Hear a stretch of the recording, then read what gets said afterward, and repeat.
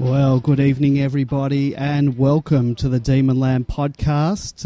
My name is Andy, and joining me tonight, as he does each and every week, is my co-host, Grapeviney. Good evening. How are you? I'm all right, Andy. Thank you.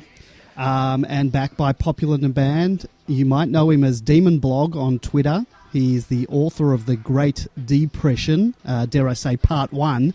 And he is known on Demonland as Super Mikado. Good evening. How are you? Thanks. If you didn't expect anything good in the first place, it's hard to be too disappointed.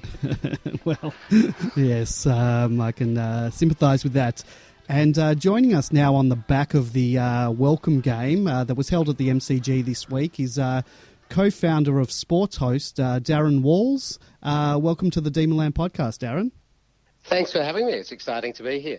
So, Darren, can you tell us a little bit about your company and its relationship with the Melbourne Football Club?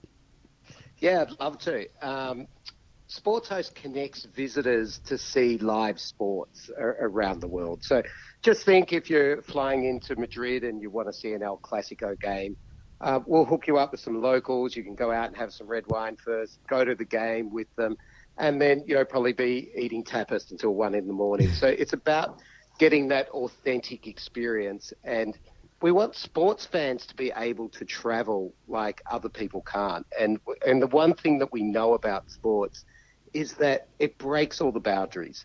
So it doesn't matter who you are, whether you're rich, you're poor, you're white, you're red, you're orange. It doesn't matter about anything. Sports breaks the boundaries and brings people together, and that's what we love about it. And we've been working with the Melbourne Football Club now for over a year, which has been one of the most exciting things that's happened to us. They're early adopters, and as you know, with the welcome game, it's been going, I think this was the 4th year this year. So they've had a real philosophy about owning the name Melbourne and owning Melbourne and really welcoming new fans into the club. And we met and we just, it just really made sense that we work together. And I've got to say, it's been one of the funnest rides we've ever had. And, if we had just got across the line on last weekend, it would have been the perfect day, but it was great in so many other ways. And, we've had such great connections with the Demon Army, the Ruby Demons, and all the fan groups that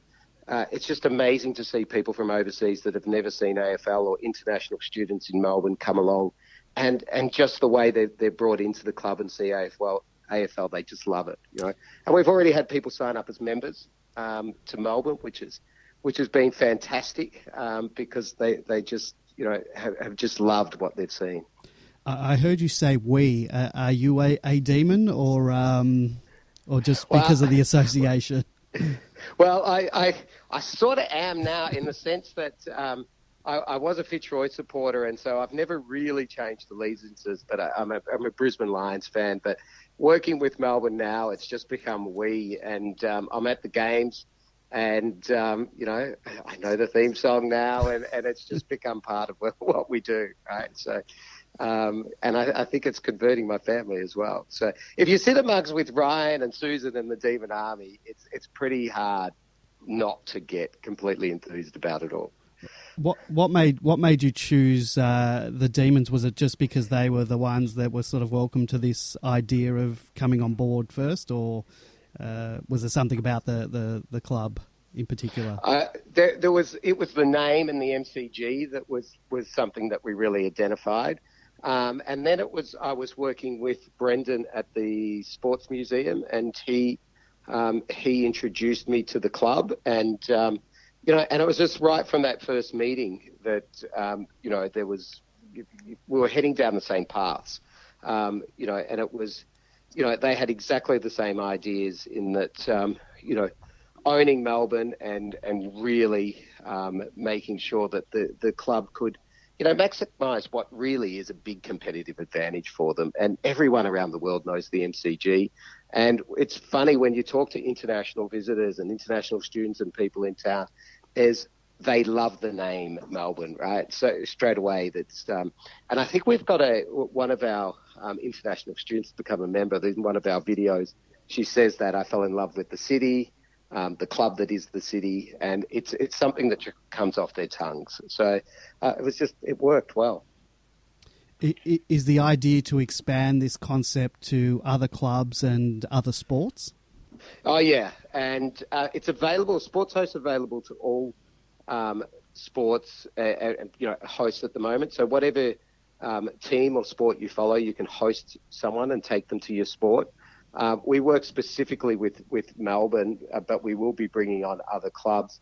But it's about giving Melbourne and working with our partner, and that's one of the things we decided right from the beginning, is having that, 18 months, almost 2 years lead on everyone else in what we're doing. So we're always going to have, there's going to be a lot of direct benefits to the club that will be ongoing. But yeah, we're expanding out, and we've just picked up 2 teams internationally in the United States.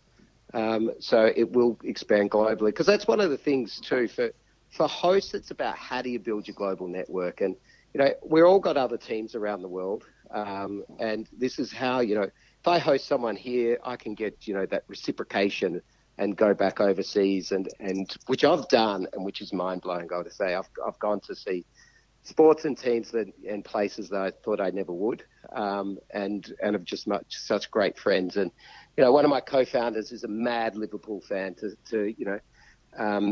To go to Liverpool with local supporters, that's what made his life, right? So that's the thing about Sports Host. We want to extend it to all sports fans across the world, because I think that's where the real value is in it for us.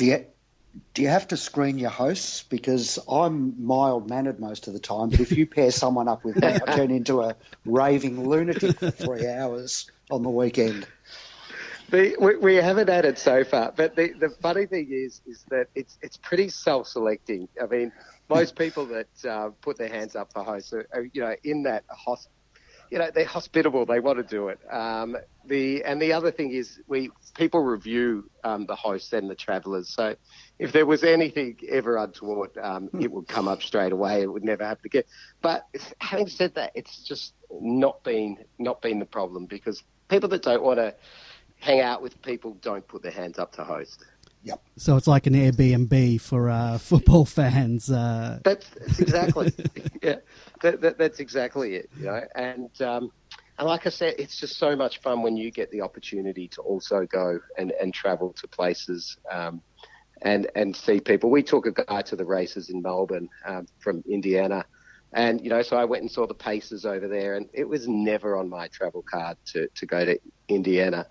And I've been shooting in Texas after games, and I don't even like guns, but you get opportunities to go and do things, and they just pop up, because sport just does that. It introduces people and places you just otherwise wouldn't get. So how many people did we bring in on Sunday? We had 12 groups on Sunday hosting, and I think there was sort of 2 to 5 in each group. So I don't know, do the math. I can't go off the top of my head. But it was, and we'll have a video up tomorrow of the hostings on our Facebook site and on our channels, and the people were just blown away. So the thing about Melbourne Football Club, the people that are hosting again, right? So they're loving it, and they're straight back in. And how do people get onto you? I actually did one of those trips over the summer. I went to Europe and saw a Barcelona game and then an EPL game, and it cost me a small fortune just in ticket prices, obviously. How do you arrange that aspect of it? Well, people just find us on site at sportshost.com. With the AFL and with Melbourne in particular, a lot of Melbourne members, a lot of Melbourne supporters are either members of the club or the MCC. So if you are sitting in reserved seats, you can book guest seats as an MCC member or as a Melbourne Football Club member. And through the site, you have a messaging system. So you just put it up in your game day description that you'll need to, it's a reserved seating, and if there's, you need to wear a collar or whatever it is. And then they just message through the platform, make sure the tickets are arranged. But what we've had a lot of members do is just say, you know what, I'm happy to go to GA and take them down and sit near the Demon Army, right? So, and if it's general admission, it's really simple. People just, they can just buy a ticket and they can sit together. So it's all pretty simple. We thought that was going to be a big problem, to be honest, and people are finding it pretty easy. So, and AFL's cheaper than EPL, right? Yeah, absolutely. Yeah. Is there any costs involved in either becoming a host, but with the exception of getting the ticket or whatever, but or trying to find a host? Absolutely not. There's and that's the thing, and that'll always remain. Is that this is where we want authenticity. People are able to connect around the world. We don't want tour products, so we don't want people paying for things. This is, it's not Airbnb experiences, right? So there's no cost either way. One thing that there is that we try and reward and recognise the host. So we've got a competition going at the moment that if you sign up to be a host, and it's only Melbourne Football Club, you can win a trip to anywhere in the world of your choice to see any sport of your choice in a home and away season game. We can't afford Super Bowl tickets, but so, and we had an event after the welcome game that the club put on as well. We've got another event after round 23 that Melbourne Football Club's putting on as well, and so we try and recognise the host. And the other things that happen is that the Demon Army are taking people out onto the ground to go and do the banner, and so hosts are getting an opportunity to do that with the guests. And I've got to say, you're talking about supporters that have been there for so long, and they just cannot believe they're out in the ground, holding up the banner and so forth. So we're constantly thinking of ways that people get benefits, from hosting. And we're always, coming up with other ideas. How many you mentioned earlier about someone who had purchased a membership as a result of this. Do you have any idea of how many fans you've converted? Well, everyone, and that's the tricky thing that there is. Everyone says they're converted on the day. It's about following that up. But we're seeing, and the Ruby Demons have had quite a few where they've had repeat visitors keep coming back. We've had members sign up, and we're just putting together with the club, an offer that's going out. So as soon as people host, they get offers to other games. We've been a bit slow on getting that commercial side up, but that's one thing we want to make sure that we are converting people and they are coming back to the next game, because they're really excited at that when they've had that first experience. So it's about grabbing them straight after that. And are you aware that by partnering with the Melbourne Football Club, you are dooming a whole new generation of people for a lifetime of disappointed? Hey, I'm a Fitzroy supporter, right? So I get it, right? So, but no, people look. It's seriously, and I think Caden McDonough, I don't know if you know the podcaster, and he did a hosting on the weekend, and he said it was the greatest fun he ever had at a losing game. So yeah. Hey, maybe it's a good thing for Melbourne, right? How could you mentioned the website? So how can, if someone who's listening to this wants to become a host, and I assume it's for the home games, how can they do that?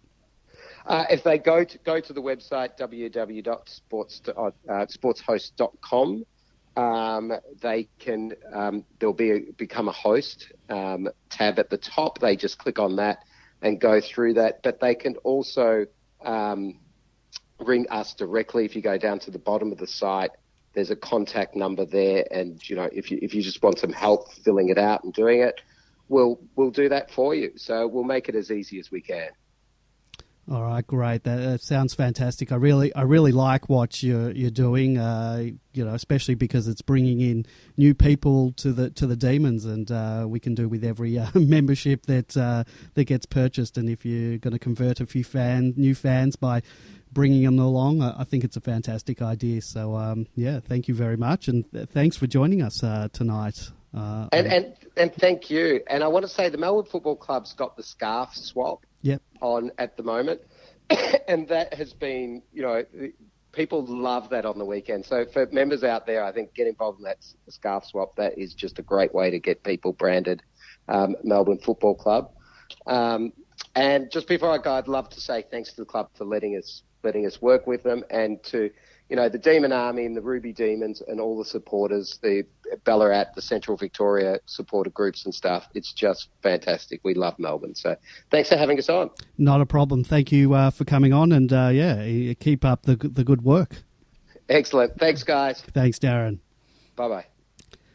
Well, that was Darren Walls from Sports Hosts, and get along. If you want to host someone, go to sportshosts.com and convert a couple of other fans to a lifetime of misery. If we're going to have to experience it, guys, what do you think? We should bring in a few new people.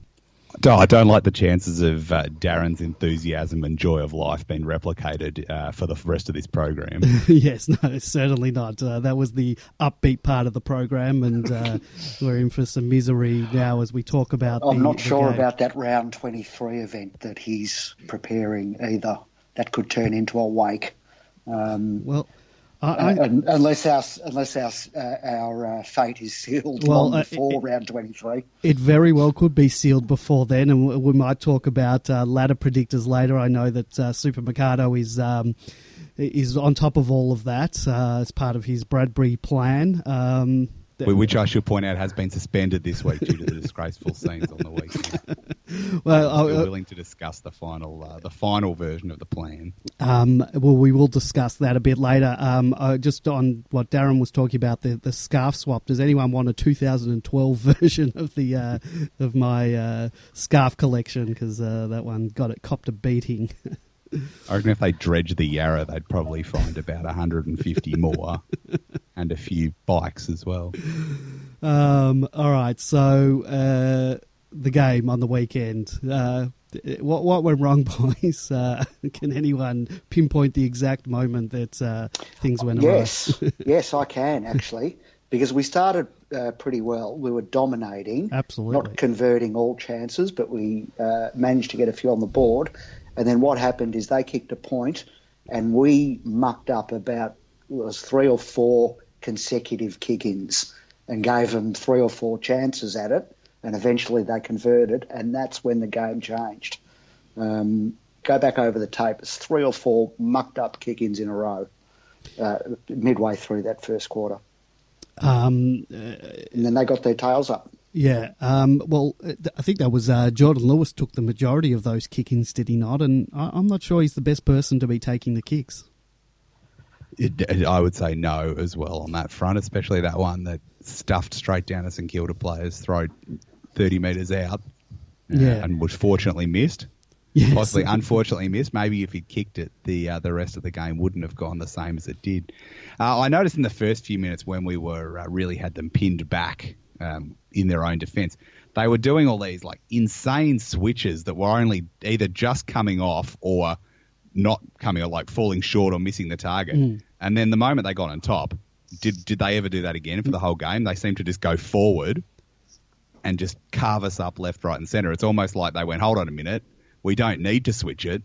We'll just run straight past them. Well, one of the things I put in the show notes was about the work rate, and I think it was Gary Lyon on the couch sort of highlighted a number of incidences where a couple of our players were just not manning up. They weren't running to cover their men. It was pretty much the order of the day. I mean, what's happened there? Why is it laziness? What is it that we've got guys that, as Gary said, look cooked. Yeah, especially when we played the same team several weeks ago. It's not like St Kilda are a complete mystery to us. Does this factor into this view that we're now practically no good at the MCG, Carlton massacre aside? Yeah, what is it? Is it the G? Are we not any good? I mean, you go and have a look at our who we've beaten this year, and I know we had some really great victories against terrible teams where we killed them, but in the end, we haven't beaten anyone of note, North Melbourne aside, but they're not even in the 8 at the moment. maybe we're not as good as we think we are.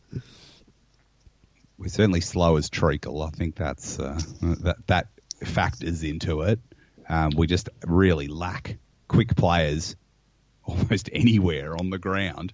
And I think it's almost, we should have had a hint when Billy Hartung showed up and played a half like Robert Flower against North Melbourne, where he was just dashing off and just basically unstoppable. And then fortunately we put him to bed after half time.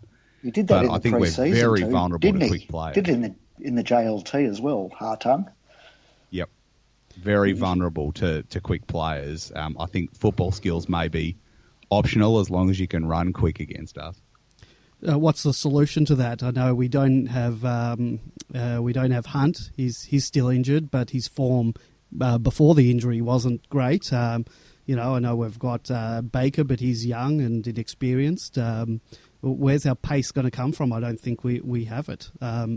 Billy Stretch is quick, but again, form. Billy Stretch is not that quick either.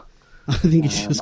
He's a runner, but he's not lightning. Yeah. And in attack, you don't need to be lightning, but defensively, you need to have the work rate, obviously. But it's certainly a bit of a different side to how it was, 12 or 18 months ago when you did have Hunt running off half back, and you even had Frost running from the back line too. And look, that was pretty, kamikaze. Crazy brave type strategy, particularly when Frost had the ball. But it's a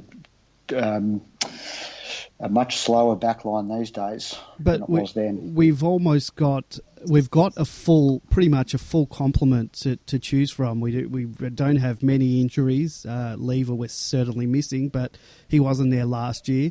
I mean, last year we had injuries, well, not injuries galore, but we had some key players injured for parts of the year, and we were still playing better than I think we are this year. Have we gone backwards? I think other teams have gone forwards. Okay. More so. I think we are treading water. I don't think it's terrible compared to last year. Obviously, we've had a lot higher highs than last year. Not yet, I would say, a lot lower lows, because it's hard to compare to round 23. No. But I think we're just treading water at the moment. Lever, obviously, that's a big loss. But even let's look at, instead of just hanging it on the defenders and the slower players down the field, what about the forward pressure? None. If we keep the ball down there longer, or we put more pressure on teams bringing it out of defence, you would like to think that they're not going to be able to set up this lightning warp speed move from one end to the other, which we've been copying all year. It's often, even in the last couple of years, has been a case of, if we've got the ball, we look good. The moment the other side get the ball, they're running in numbers on their own down the field.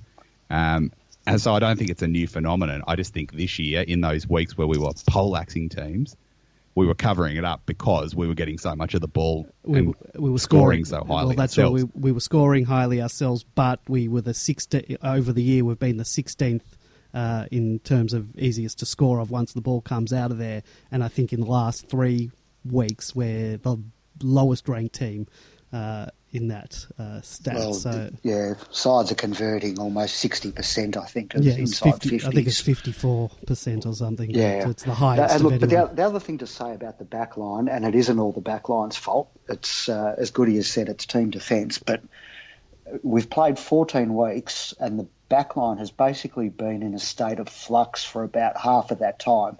The first 4 weeks, they were getting used to Lever, and it didn't gel. There was a few weeks when it came together nicely. Lever hit his straps, and Hibbert and Nev, and they're all working together really nicely. But then since Lever's gone down, we've had 3 weeks of still trying to now readjust again. So that's half the season where the back line's really been messed up, even though essentially you've got the same elements that you had last year, minus Lever. There's not a lot of creativity coming out of the back line either. Like, I think they're all solid. Like sense there's been a bit of a turn on Oscar recently, but I really don't know what more people would want from him in that situation. He obviously hasn't played as well, but neither have any of them. But you've got Oscar is a meat and potatoes defender. Jetta, Lewis, they're more your short passing options. It's really only Hibberd who is any danger of bursting out of defence, hitting a target long, unless you start to work someone like Fritsch back there, who could sort of do a little bit of what Hunt did. So it makes it harder to get the ball out of the back line in the first place, thus leading to more opportunities for it to go down there. And therefore, if you're the easiest team to score against, more scores. Yeah, and I think we're still going to be tinkering with the back line in the coming weeks. I don't know. Do you think we'll talk changes later? But I think maybe they might make some more changes. Do you think Petty will hold his spot? I mean, he certainly looked out of his depth this week, but he's a first gamer. I don't know what the obsession with keeping Sam Frost out is. Look, he didn't star when he came in earlier this year. But I do think he'd be a better option to try than Petty. It wasn't a great debut. He's young. He'll be back. But I think for now, this is not a game that we can take lightly, especially the location. Because if we lose to Freo, Sands, Sandilands, Fife, and with the added impact of the Seoul to Darwin home game, you might need to put on another couple of servers because the internet's going to melt down. So there is no time to be cute at the moment. Yeah, it's disappointing. I mean, I don't know what the solution is, boys. I'm at a loss. I think my MFC SS is in overdrive at the moment. I actually think we're going to come home strongly and finish the year off really well. You've been saying this all year, and I'm yet to see it. And I think I said last week that it's possible we would drop one of the so-called easier games. Yeah. I didn't necessarily think it was going to be against the Saints, but I think we might still click back together, and I think we might knock off some of those better ranked sides in those final weeks. Even during the game, I haven't lost faith, I guess, is what I'm saying. Yes, I think I have. But I kept thinking during the game that things were just going to click soon, and we'll just kick into gear and run the game out and run all over them. But it just never happened. We'd kick a goal. Not until there was two minutes left on the clock. It started then. But even before that, I thought we just got to, it'll click, and it just never did. And I thought at times we over handballed, and there was sometimes one handball too many, and I don't know. And there was, the players down. You got like Melksham is really important when we're going well. Yeah. Wiedemann, I love Wiedemann's endeavour, but he just doesn't get enough of the ball at the moment. Kicked 7 against a glorified suburban team the week before, which is great, but I think his highest possession total in a game is about 13, and that was his debut, and he's barely had double figures since. So if he kicks the 2 shots he had, then you'd consider that an okay day, but not providing that link up option, and also not hitting the scoreboard when you can. I just think really it might be an outdated concept, but it was like we didn't have a half forward line. What's the solution there? Do we go back to the drawing board and bring in Pedersen? Do we persist with Wiedemann because Pedersen seems to be have undergone the old exit lounge conversion in position to a defender in the VFL? Did he play defender this week? He did, yes. Okay, that's never a good sign. They're trying a plan B there. Correct. I would say. Yes, I remember Tom Gillies, Troy Davis. I've seen this before. So I mean, it doesn't. We don't have to play the 3 talls. Of course, you could always pull out Wiedemann. We've got Max floating through there significant amounts of times during a game. Then maybe it's the opportunity to I don't want to jump the agenda and go straight to the changes, but even though Garlett hasn't shown much in the VFL, it might just be the time to go, here, this is your chance. Well, I would have played him this week. I know, as you said, I know he hasn't been playing the house down in the twos, but he's the type of guy that you could bring in, and I think we really lacked sort of a small, quick forward. We played most of the start of the year with two.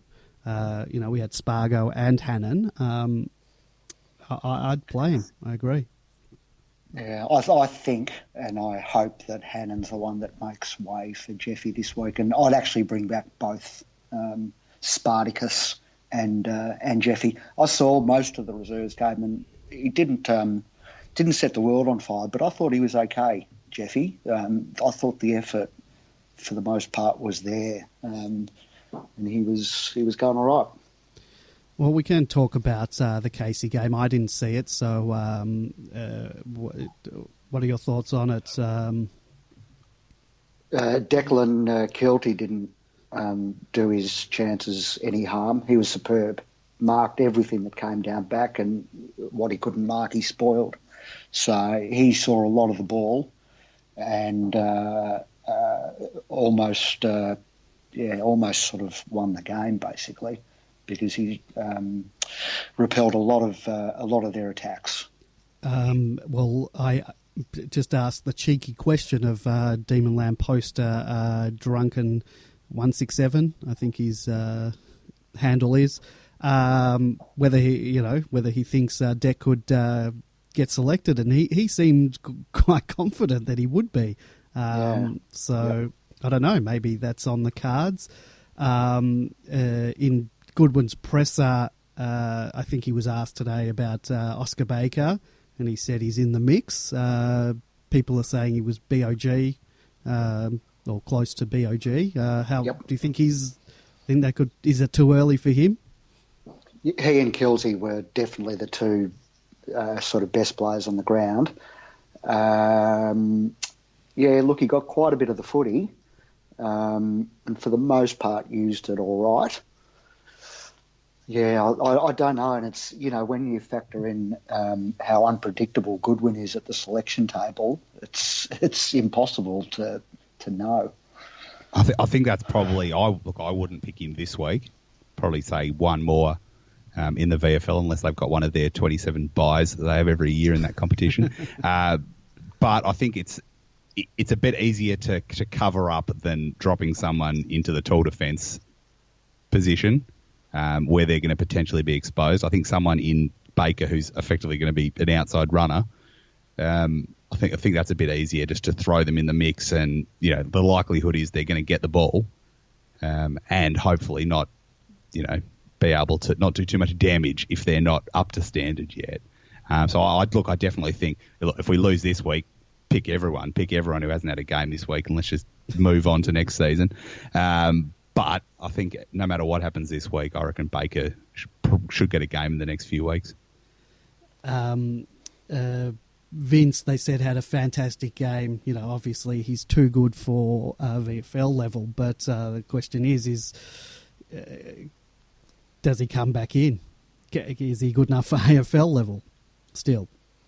I kind of wish they'd done it the other way around, and that Lewis had gone back to the seconds and Vince had stayed. I agree with that.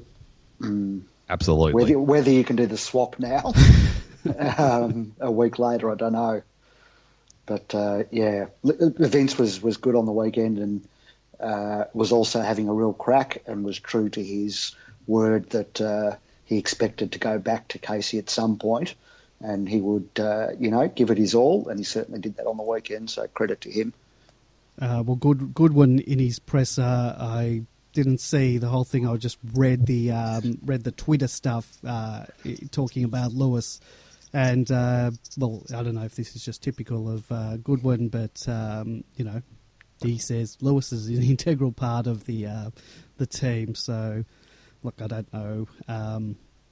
Doesn't sound like a to Casey message, is it? He's not going. I don't think he would, even if he was thinking of sending him back to Casey. I don't think he would say it anyway.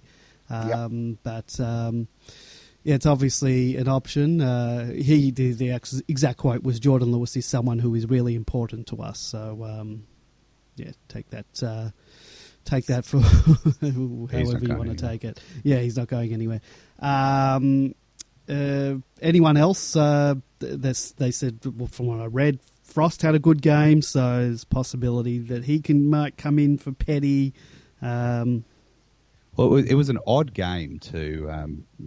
I actually went because it's quite close to my place, but only stayed till half time because it was freezing and pissing down rain. And I saw about 5 of our 7 goals because we were up 5-0 in the second quarter till the Bombers got a bit of a run on, and until that point it looked like we were playing better than when we played Coburg, and then after that we just ended up on the defence the whole time. So that's where Kilty and Frost came into their own, and the guys playing forward sort of dropped off a bit. But it is a team with a lot of AFL listed players, so it's a lot easier to take something out of that game than it is against Coburg. There's a few. I'm just going on what one of the posters, Werribee, was saying. But a few players, senior listed players, he's listed as playing really poor. Kent, poor, really rusty. Kennedy Harris, no real impact. Balich, in and out of the game. Bug, no real impact as well. He also mentioned Garlett, poor, really struggling at VFL level. I mean, these aren't good signs. I don't agree with some of those. All right, well, each to their own. And I think on Garlett, he's a proven commodity. I think it's fair that he's done his time in the twos. And I know you got to earn the game, choff. But as long as he's doing the team thing and the effort's there, even if he's not slaughtering the VFL, I just think we've got to bring somebody like that in, and we don't really have anybody else like that. And I think as good as Fritsch was on the weekend, I don't really want Fritsch to be a forward because Fritsch has shown a lot down the ground in the last few weeks. Yeah, so I would prefer to free him to go elsewhere and be an option to go forward in an emergency and get someone else down there. And look, if we pull Garlett in, he does nothing for a couple of weeks, we tried. Yeah.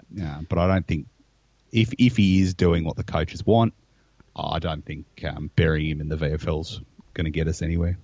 He's got a bit of that X factor about him. We know that what he can do, and we know he can play really poorly at times. But I think we need to throw him in there. Yeah, we need to know now, unless they've put the line through him, which would be bizarre. But who knows what's going on behind the scenes? Then what's the point in waiting the rest of the year to decide what we're going to do with it? Yeah, it's funny because Cyril Rioli retired today, and Jeff Garlett over his career has a better record than Cyril, a few more goals from slightly fewer matches. And you think of the accolades that were heaped on Rioli today, and a lot of them were absolutely deserved, but Jeff has kicked a lot, as Supermercado said, he's a proven commodity. He's kicked a lot of goals over many years. And it's not like, say, Hannon is fit and firing the last few weeks. He's been struggling. So you're not forcing him into a position that doesn't need a player forced into it. You've probably got, and Kent is obviously going to be a few weeks away before he can even be considered. I just think that, Hannon is not playing well enough to stay in the team. There is no obvious replacement for Hannon in the VFL, so roll the dice and give Garlett a go. Yeah. Speaking of Rioli, has anyone done a welfare check on Bruce McAvaney? He was quite enamoured with Bailey Fritsch in that Port Adelaide game, so he might be the replacement. Well, Bailey Fritsch, he's got to be a lock for best first-year player, you'd have to think. Absolutely. I'm not seeing Spargo on this list that Werribee has done. Did he not play? No, he must have been the emergency. Yes. Yeah, I reckon I took less of the game being at it because it was so rainy and cold than anybody watching it on television. I can't remember if he was there. All right, so well, if he didn't play, then maybe. Look, I'm all in for giving Gala a go, particularly going up to the top end as well. I'm happy for him to play. It's going to be what's the forecast there this time of year? Apparently, the humidity for Saturday is meant to be quite low relative to what it normally is at this time of year. Good news. All right, very good. According to my weather sources, I can't say exactly who, but trust me. Oh, okay. Cloak and dagger stuff. We're not letting on just in case Ross Lyon is listening to this podcast. Yes. No, so the people at the bureau, they're very secretive about what's going on. All right. It was good to see in Goodwin's presser. He said it's exciting to have Vandenberg and McKenna play in the VFL this weekend. So that's good news. McKenna we've virtually seen nothing of, but Vandenberg, I hope they can get him up to fitness. I liked him whenever he played. Not the quickest guy, but used to get the ball and kick a couple goals. Yep. Okay. Well, when we last saw him, he was playing much more as a forward. Yeah. In his second year than he played in the midfield in the first year. So I dare say that that's where it's heading again for him to play as a forward. So it's good to have another option down there. Yeah.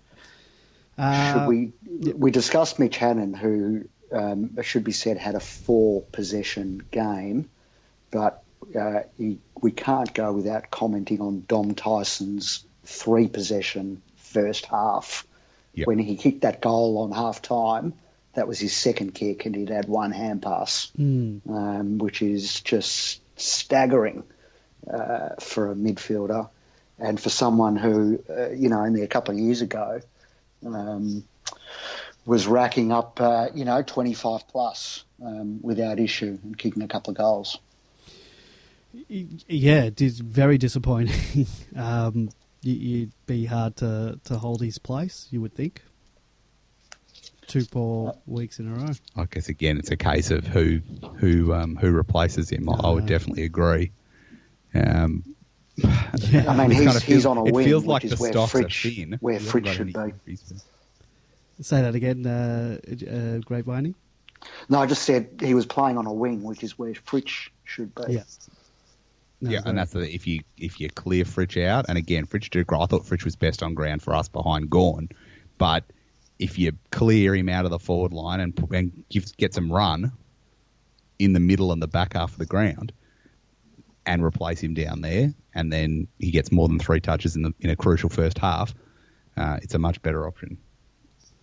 I was quite disappointed with Angus Brayshaw. A couple of his disposals I thought were subpar as well, and I'm a big fan of his usually, but I reckon he panic disposes of it too often. It's sort a lot of the time it's just grab ball. How can I kick this ball forward? Which if the forward line is operating to a high standard and they've got a lot of separation, as they like to say, on their opponents, that's one thing. But when we are in a gigantic cluster of defenders, he did seem to still manage to pick out 3 St Kilda players a couple of times. Yes, and he wasn't the only one either. No, absolutely not. And I guess if you panic bombing is almost the number one tactic of entry into our forward line, that's other teams are just going to know to get men back there to intercept. I neglected to mention our phone number if anyone wanted to call 0390163666. That's 0390163666 or Demonland31 on Skype.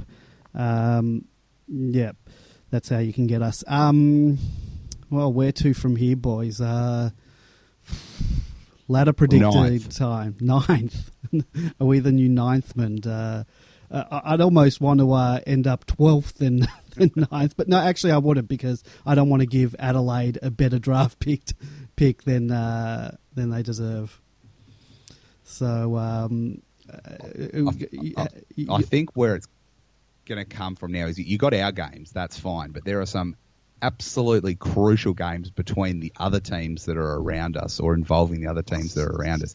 You got a North Melbourne West Coast game in Hobart that I'm sure when Champion Data factor in their percentages on who's more likely to make the finals, they factor that in as a West Coast win.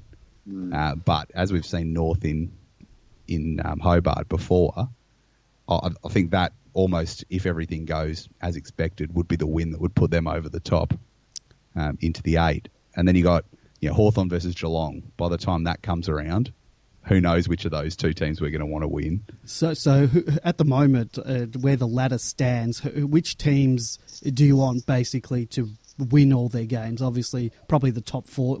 I think top 4 is out of our reach now. So when looking ahead, we basically want the top 4 teams now to win all of their matches against those teams we're competing with. Yeah, well, there's a lot of sort of suggestion that Collingwood are still down in our fight, but I think they're well past us. Who are they play like? I think it's an up and down sort of. They've got a few easy ones and then a few ones that don't really affect us anyway. But the thing is, all the main contenders have got easy games in the last round. Adelaide's got Carlton, Geelong's got Gold Coast, North's got St Kilda, who although the next big thing's St Kilda. Yeah. The only ones likely, and even then still unlikely to affect us, are Sydney Hawthorn and Collingwood Freo in Perth. But I think Collingwood will be well clear by that point. So I think it really does hinge on we've got to win either in Adelaide, in Geelong, or both, or knock off the Swans. Win at least 2 of those 3 to stay alive, and obviously win on Saturday night. And we need teams, I think, the Bulldogs and the Essendons to sort of, except when Bulldogs play us. Basically. Yep, absolutely. And look, who would have thought the Bulldogs would beat Geelong, and who would have thought St Kilda would beat Melbourne? So it's a bit of a fool's errand coming up with a ladder in advance. But there's going to be some, really huge games. Like, say, GWS knocks over West Coast this week. Unlikely, given it's in Perth, but they've got the wobbles a bit. They're right in the mix as well. West Coast, as in... GWS will be right in the mix as well. And yet, fair point, West Coast will start to come in the mix as well. Yeah, well, that's what I was saying. While GWS are on the way up. So... at the moment, I reckon it comes down to 3 of Geelong, Hawthorn, North, us, GWS, and Adelaide. So 3 of those 6 will make it. And on the current way it stands, I don't reckon we'll be one of them. Well, certainly after last week, look, it would have been nice to have won one of the Collingwood or Port. We didn't, but we had to win this week. That just really sort of was the first nail in the coffin for us. Yeah, and look, we just need results to start going our way. And we've got those opportunities. Geelong in Geelong is not an impossibility. It is on a historical record, but in real life, even Carlton gave them a scare there. And Sydney beat them there, I think. So that's not completely out of the realm. I've factored in, Adelaide to beat us in Adelaide. So switch that around the other way, puts us a game closer. Factored us in beating GWS. Ooh. But if we knock off Sydney, I reckon we're more likely to beat West Coast over there than GWS in the last round. Yeah. I think. Well, we all know it's going to happen in the GWS game. Scully's going to. Is he back by then? He will be. Yeah. Even if he's not, he'll make sure he's available. He'll roll on in a wheelchair in the last 2 minutes and just gently dribble through a goal from the square. You're talking about melting down of servers. That'll do it. Well, that's sports hosts. Round 23. I might round up some foreign visitors and get them to kick off a carnival of hate. Yeah. And then we could have a reversible one. So the front of the banner is against Scully and then the back of the banner is against Goodwin. so that no matter what happens, we'll be covered. Do you think if we do not make the finals, how does that look for the coach? Look, it depends. If we go 12-10, and he's basically 24-20 over 2 years, and he's missed the finals twice. Yeah, I would find it hard to hold it against him that we didn't just play a token final somewhere. As much as I am desperate to play a token final. Look, if we go into free fall from here, it's one thing. But I think if we do finish with a 12-10 record, and we miss out just by the virtue of what's above us, look, you can question coaches, and we all will, but it's still a pretty bloody good record. Next year, that's when the heat comes on. Yeah, definitely. What if the wheels fall off and we finish 12th or 11th? Well, he's not going to get sacked. No. So there's, we can all, again, argue it. We can ask the questions. We can punch on about selection and tactics till the cows come home. But when people come out and say, thanks for your services, Simon, look, he's not going to get sacked. So we need to cop what we cop this year, and then save our vitriol for next season when it gets to about round 8 or 9 and the coach sacking season starts. We're 3 and 6. Correct. And that's when, again, put another server on. You'll be up to about 50 by that point. I think that's when it gets crucial. And, if it gets to that point, it's obviously full crisis mode because our up trajectory will have stalled and started plummeting like a faulty airliner. But I still think this team's got the building blocks. It's got the right blocks. It's just got Swiss cheese style holes in it at the moment. That if we don't start filling them, we're not going to get better. I don't see how we get that much worse with this team because it's not like you've got a huge amount of older players who are about to go off the cliff. Like if you look back to 2010, I won't say 2011 because that had other issues, but 2010, you look at the age profile of that team. You had kids, but then you had James McDonald, you had Brad Green, Aaron Davies still, that were all about to go off the cliff. Whereas now we don't have that. We've got Jones, Vince, Lewis. Other than that, we've got that massive group of players who are set for the next 5 or 6 years. I don't want you to replay this in a year and say, what the hell were you talking about? But I fail to see how we can go backwards. But it's not an instant guarantee that we're going to go forwards. Yeah, there's too much talent to sort of go into a 2012 or 13 type horror show.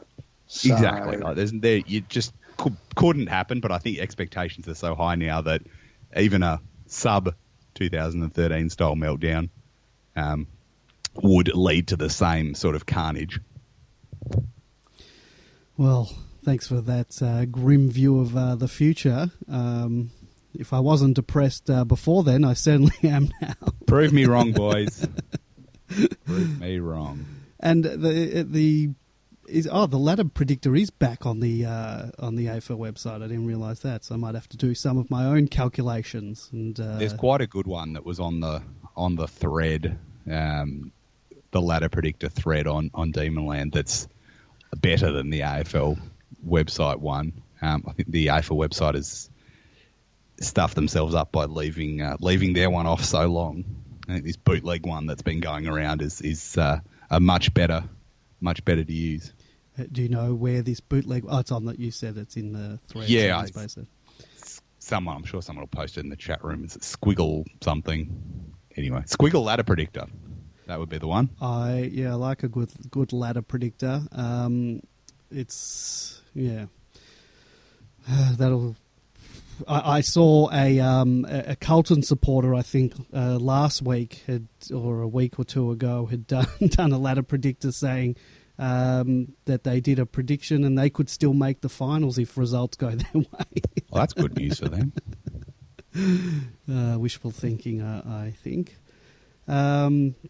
Boys, anything else? Any good news that you can maybe give us and our listeners so we can end on a higher note? Fife and Sandilands are injured. You know what? Injuries to key players in the past haven't always helped us. That's true. And often when they get injured in the middle of the game, it still doesn't help us. Yeah, because Yes. invariably they go off on a stretcher and still come back on against us for some reason. Someone you've never heard of comes on and kicks six or something.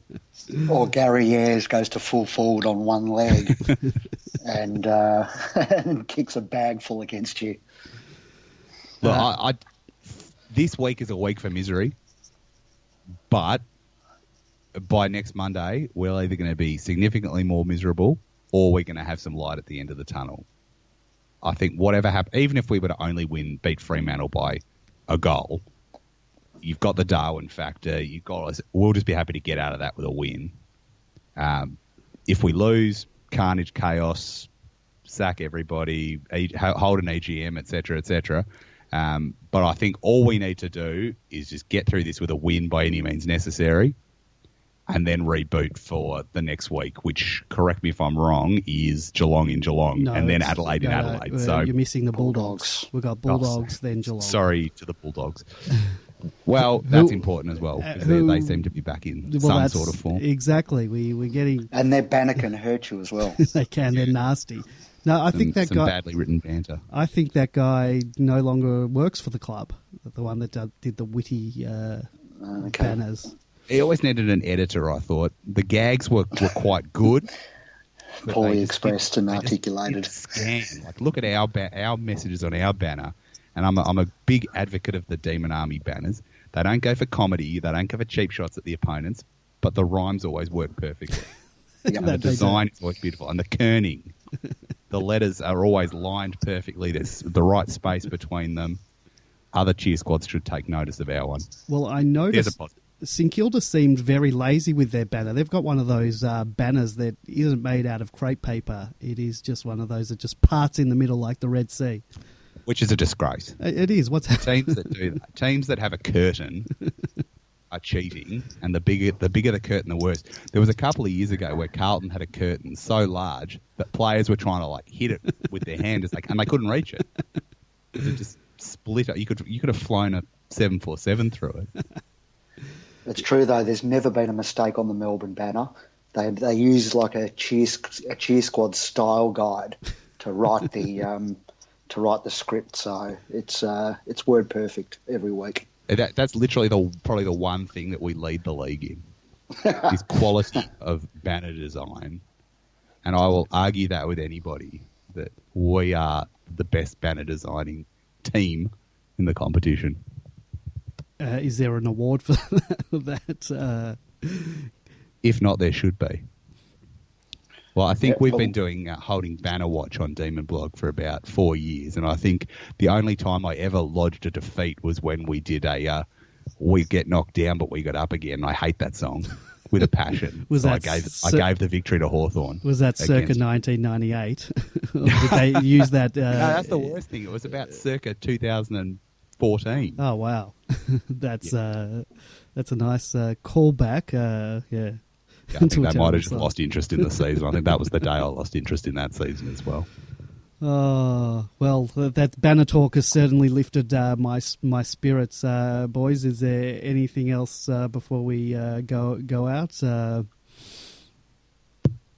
Stock up on canned food and armaments, because it could be a big next week. It certainly will. Are we on TV? So do they? It'd be Foxtel. Foxtel seem to do the Darwin game on the Saturday night. Yep. Got a couple of Saturday night games, I think, coming up, because I think the Geelong game is also Saturday night, and the Adelaide game, I think the following week after that, is also a Saturday night. So no going out partying for me. Not till after the game. I'll be in bed by then. I'm still tossing up whether to go to Geelong or not. It's not a fun trip to make, especially when I think I'm about 480 points in the hole in my career going to Cardinia Park. Well, you had still tossing up. One of those games is almost half of that. I plus two of them are about 300 between them, because there was that last round of Paul Rose's last game as well. And there was the one where we kicked about three or four goals for the whole day, and Shannon Burns got two of them, and it just pissed down raining all day, and I just stood there in the pissing rain. Not convinced that it's the best use of my time to cart myself down to Cardinia Park that night, but who knows, on the day I might get excited, spend outrageous amounts on a general admission ticket to stand on a concrete terrace with lunatics. Well, has it changed there now with the new stand? I think there's less general admission. Oh, less general admission. Wow. Yeah, less general admission. Mind you, last time I went to Cardinia Park, the Melbourne fans were worse behaved than the Geelong fans, so that was something. Who would have thought that could be possible? Yeah, I guess siege mentality when they were so outnumbered, they were just ripping out the most offensive things possible while the team was going down at 100 miles an hour. But we look back to that game where we wrecked Corey Enright's 300th a few years ago, and the Max Gawn, Jake Spencer combination, a remarkable ruck duo where at least one of them went on with it. It's not completely off the cards that we could spring an upset there, but depends what happens, I reckon, the next couple of weeks, whether there'll be any chance of that happening. Jeffy had a good game that week too, didn't he? I think he did, yeah. I think he kicked a ripper of a goal, I reckon, from sort of spinning around in the pocket and either kicking it over his shoulder or he did something remarkable that day. They're not unbeatable there, and they're not a top team this year. Nope. They're right in our bracket, so that would be a great chance to get a game back that we probably didn't expect to win, and put them right in the mix to miss the 8 as well. So that is a solid gold 8-pointer, and the Adelaide game most likely will be the same. So hopefully we just get through these next couple of weeks, do what we have to do, and then go into those games, having found a couple of weeks of form in the back line, a couple of weeks of structure, and a couple of weeks more of refining the tactics so that we don't get burnt off like Carl Lewis running against your grandma, like St Kilda did to us, and can really tackle those games with confidence. Well, as you said, though, it's those 8-point games that are really going to be important. I mean, every game is important in terms of the 4 points, but in terms of that ladder position, they're going to be absolutely crucial. Yeah, and look, balance of probability says we're going to lose to West Coast in Perth. There could be another Tom McDonald-style miracle, but chances are we're going to lose that. Every other game for the year is winnable. Sydney at the G is not a terrifying prospect. Adelaide's not a terrifying prospect, nor is Geelong. You just got to make sure that we don't pull the same kind of shambles against Gold Coast, for instance, as last week, or Fremantle, or the Bulldogs. We just got to get through these next couple of weeks and hopefully win well, but without risking things and doing things that might backfire on us. Find that form and find those tactics that are going to carry us through the rest of the year, and then have a proper bash at the run home. Geelong, Adelaide, Gold Coast, Sydney, West Coast, GWS. I would say all but the West Coast game in Perth, I would at least be half confident of winning. Grapevine, you questioned Super Mikado. Yeah, why are you so scared of Perth and West Coast? History. You think they're fallible, to be though, fair, now? They have started to turn a bit, so we might get them at the right time. Like I said, if it wasn't for last year, I would never believe that we'd ever win in the state of Western Australia ever again, but it has been done. But I just think that that's the only one that we'll start rank outsiders in. Yeah, I'm just not sure that they're cracked up to be now that Kennedy and Darwin are both missing. So, how long are they out for though? They're likely to. Are they out for the season or what? They'll be back, won't they? We're 7 weeks away from playing them, so even a good old fashioned 4 to 6 won't save us. Yeah. So I wouldn't say it all's lost. Like I said, this is a week for us to, kick the cat and try and get everyone sacked. But it's really what happens on Saturday night is going to be the crucial decider of which way this season's at least going to start heading. Whether it ends up there is another question. Be nice to get some more percentage, wouldn't it, this week? Well, I said that this week, and that didn't work out too well for us. My first focus on this is any means necessary. By 1 to 191 points, any margin will do me. If we keep winning, we don't need percentage. So, correct. And we did, to be fair, we did build up a decent bag of it in the glory weeks. But at the same time, on my admittedly done on the vibe ladder predictor, I've got us finishing 4% below Geelong, but well in front of North, just in front of Hawthorn, and massively in front of GWS and Adelaide. So, yeah, it would be our bad luck if it came down to us versus Geelong, and we got knocked out on percentage with a superior percentage to all the other teams around us. So, yeah, you're right. Just win, baby. Now you've made me depressed again. I need a feel-good Would you like to talk story. about banners again? Should have finished on the banners. I'd like to talk about the importance of kerning when Clint Bartram was getting his name written on the banner. Well, what font do they use for the banners? I don't know what font. Yeah, I'm not sure what the exact font is, but it's a lovely font. It's a bold font. You look at some of these banners, and the font is very weedy. It's kind of it looks like Times New Roman 10, whereas our font's got oomph. It's got impact. I think we need to get someone from the cheer squad back on and talk about banner making. I would suggest that I would listen to that 12 times over because I love the subject so much. Have you? Can I just? Yeah, go on. Sorry, no, you go, Andy. No, I was just going to ask: have you kept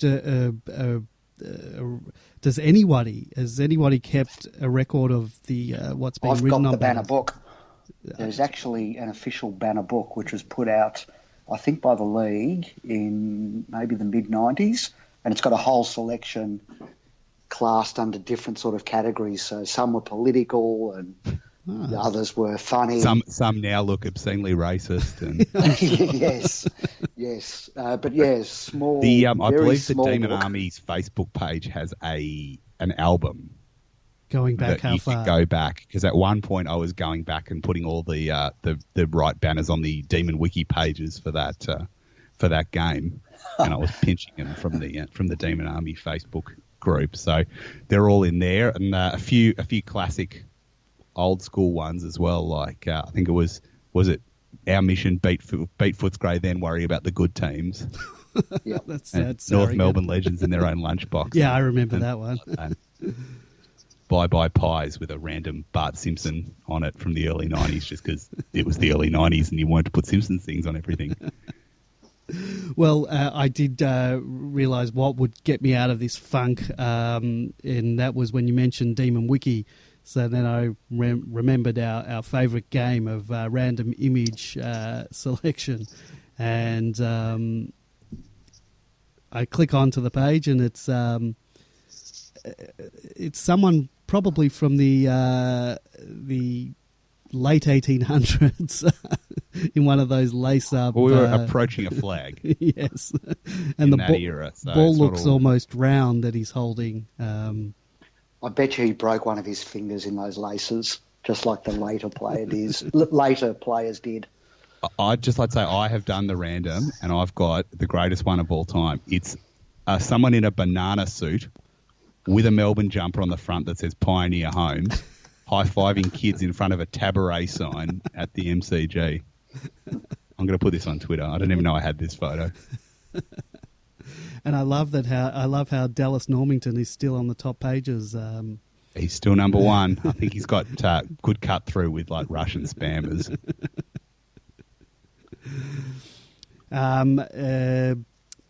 Super Mikado, you want to plug your variety of things to plug? Naturally. Of course, demonblog.com. We're seeking input into the future format of the Demon Bracket competition, which you may be aware of. So there's a post controversial up there about changes. Do you want to talk about the Demon Bracket? Well, for those who don't know it, it's a knockout competition of the Melbourne list, so that we come out and we decide who the favourite player is for the fans. format's been the same for a few years. A lot of massacres, a lot of, hard-fought wins to rookie-listed players in the preliminary round, and then they run into like Jack Viney and lose 120-3. So I'm just looking to tweak it a bit so that your rookies and your players who have played under 10 games have to work a bit harder to get into the money matches. So we only get the best of the best. So how does the format work? Is it a standard do you rank them beforehand so that the top seeded players don't come up against each other in round one? So you got 8 at the moment. You got 8 seeds. So you got the previous winner, and then the top 7 in the best and fairest are the 8 seeds, and then you got the next 12 MFC game totals get a bye through to the first round, and then you get everyone else starts in the preliminary round, and then they start to everyone comes in at the first round. So it's just moving those seeded players back a little bit so that we don't get Mitch King versus Jesse Hogan in the second round, and Mitch gets demolished. And how does the voting work? Is this just on Twitter, straight out head-to-head? It's a Twitter. It's our Facebook page. It's Big Footy. Sorry, just cough there. So there's a few options on how people can vote. So that runs in sort of late January into February every year. Previous winners, like Max won it this year.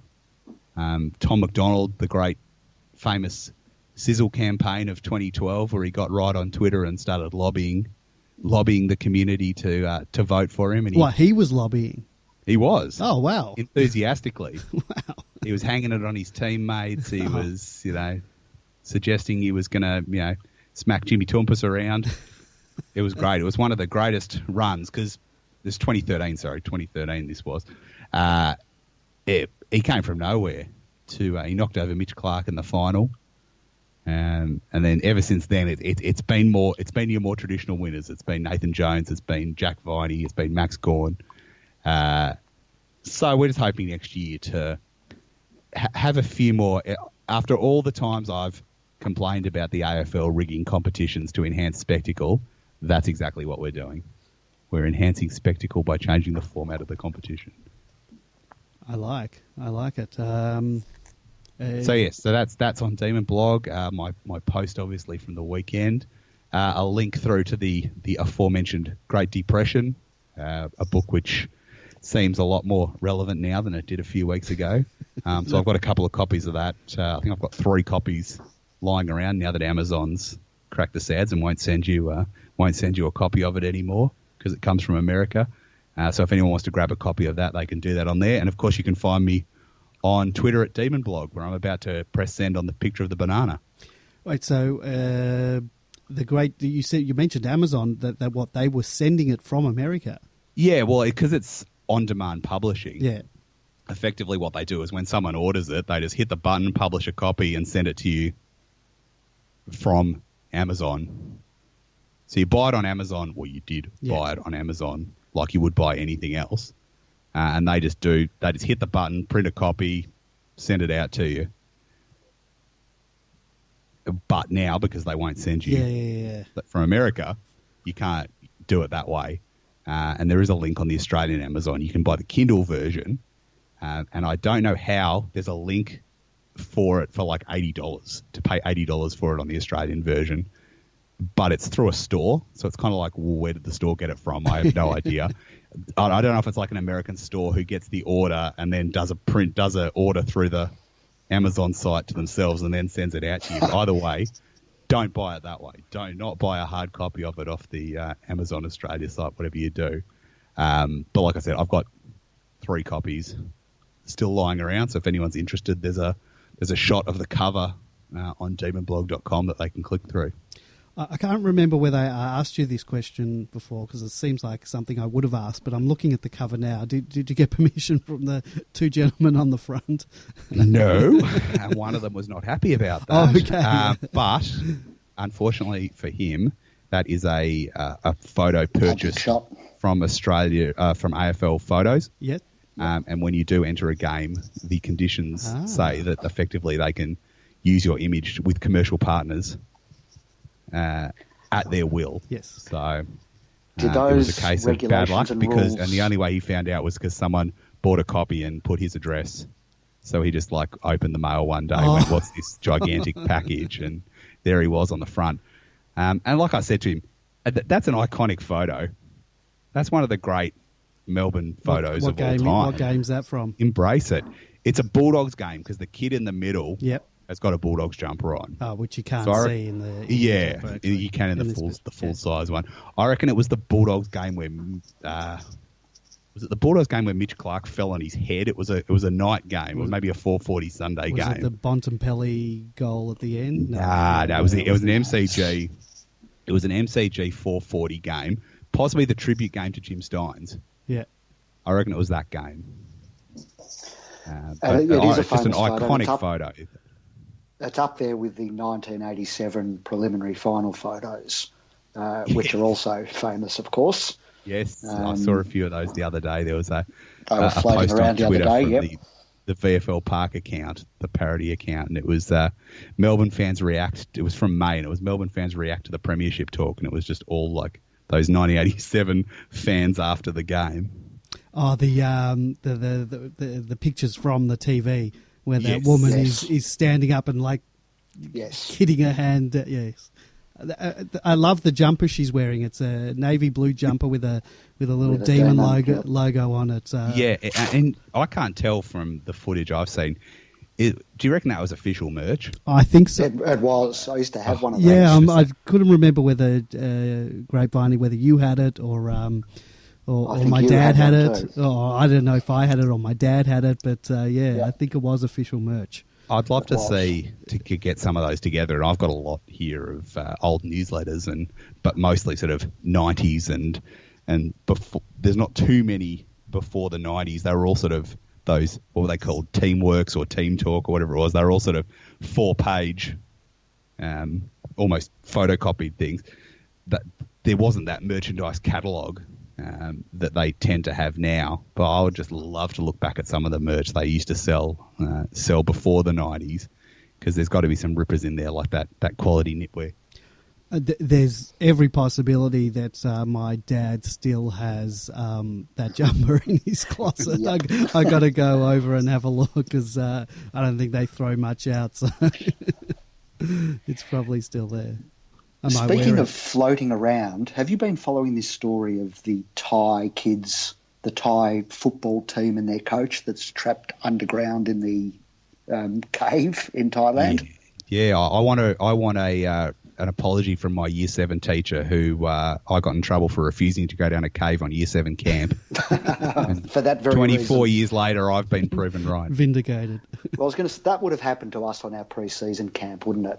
Goody and 10 players trapped, lost, have to go to dive school while they're there to get out and save themselves. That would have happened to us for sure. And then, go to dive school and then come out and cop gags about staging from nuffs on the internet for the rest of the year. Well, if the season ends the way I'm thinking it might end, then maybe that would have been a good thing. Down the cave we go. Can we do a post-season camp? A punishment camp? You do a post-season broadcast. Oh, well, we will be you doing. Do the cave cast. Are you plugging your Demon Blog Megastore that I can see on there? Well, I've teamed with my new creative director, Ben Tyers off Twitter, who's a design mastermind, to put together some novelty D's merchandise. The only one on there at the moment is something to do with some television show that I have absolutely no idea of, but it looks nice. And I've just asked him if we can get one that just says "Veil of Negativity," possibly on like a black hoodie or something, or just on a veil. Yeah, exactly. You could sell. So I'm hoping to wear Veil of Negativity merchandise before the end of the year. So is are you selling any of the? Obviously, have you sold yes. any of that merchandise? Yes, several were sold, which is good. And also, you can see on there the long lost 2013 Not Guilty World Tour Tenquire shirt that raised about $400 for the club that year.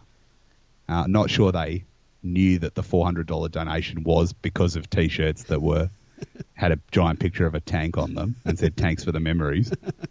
But they gratefully took the $400 and whatever dollars it was off my hands, even though I ended up paying probably about $100 in extra postage because I was just stuffing them in the wrong sized Australia Post envelope. And they caught up with me, and I got a letter addressed to the Demon Blog Megastore, because that's what I was writing on the back of all the envelopes. And it was basically a bill saying you owe us. Really, I didn't know they did that. Or maybe it was about $60 or something for like extra postage, because what the envelopes I was stuffing them into weren't supposed to be as large as you would need for a T-shirt. What, were you just using a standard normal Pretty much, yeah. envelope for a T-shirt?